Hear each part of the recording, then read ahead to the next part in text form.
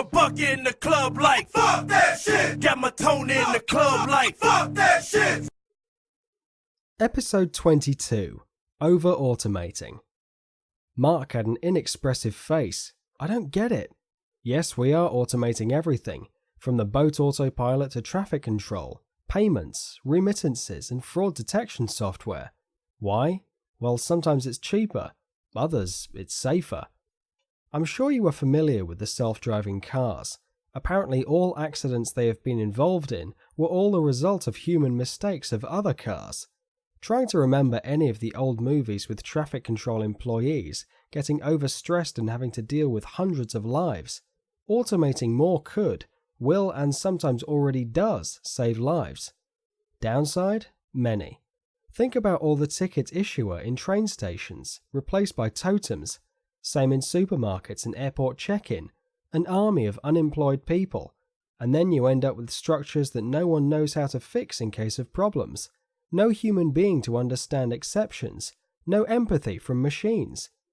Conspiracy theories about Judgment Day, aka Terminator series, are giving us a glimpse of a possible future. Victor finally took the last puff from his joint and looked at Mark. Do you get it? Do you understand where this is going? Mark admitted in silence, still not understanding why Victor had to talk about this subject. You see, drones are already almost autonomous. Yes, they are guided for missions by humans sitting thousands of miles away, but when the mission is over, their autopilot takes care of everything. And this is one of the things. What if someone could hack them?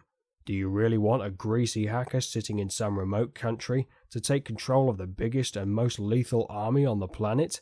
Of course, after it will happen, everyone will just agree that it was a dumb idea to automate everything, but it may be too late.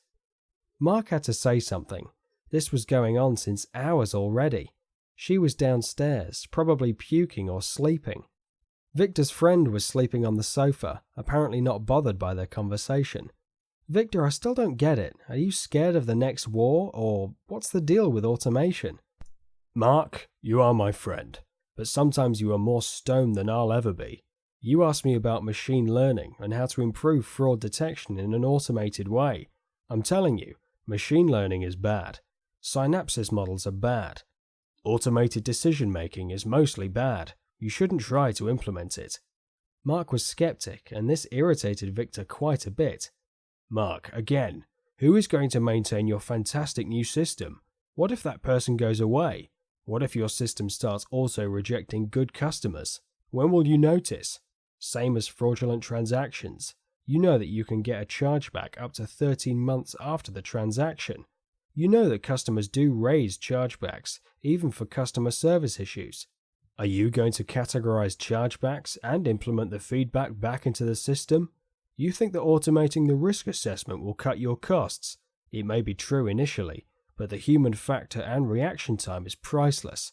Once you get rid of your manual review team, you're screwed. Mark started understanding where Victor was going. But the savings may still be higher, that few customers complaining about their rejected orders of a few auto-approved chargebacks. Mark, what happens when the shit hits the fan and you get a proper fraud attack? You rehire the manual reviewers? You go back to the analysts? I tell you what you will do. You will outsource everything to a third party, an expensive third party. And after that, why should the company keep you in their books? For your pretty face? Victor's friend reappeared from his nap. Guys, we're near Sicily. Shall we stop for some typical cannoli or Syracusa, or are you in a hurry to get back home? There's still a long trip to Gibraltar, and then we dance. Yippee-yi-yay! Victor smiled. That sounded like old-time cowboys. Do you mean that the Atlantic is shaking? Indeed. Anyway, I heard your discussions. Mark, with all the respect, I don't know why Victor is your friend. Were you hit in the head when you were young?